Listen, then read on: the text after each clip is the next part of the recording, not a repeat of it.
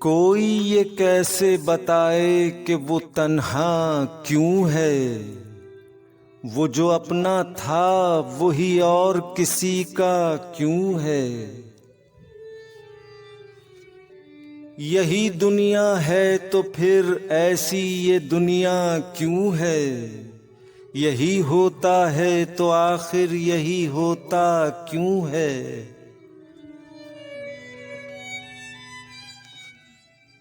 एक जरा हाथ बढ़ा दें तो पकड़ लें दामन।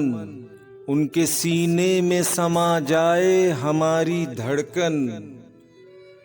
इतनी कुर्बत है तो फिर फासला इतना क्यों है।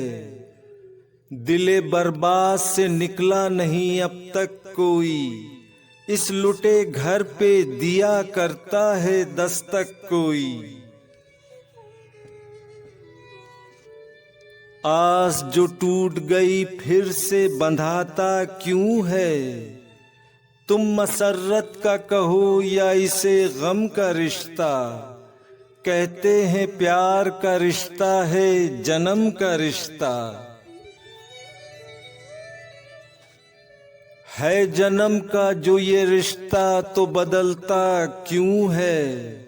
कोई ये कैसे बताए कि वो तन्हा क्यों है।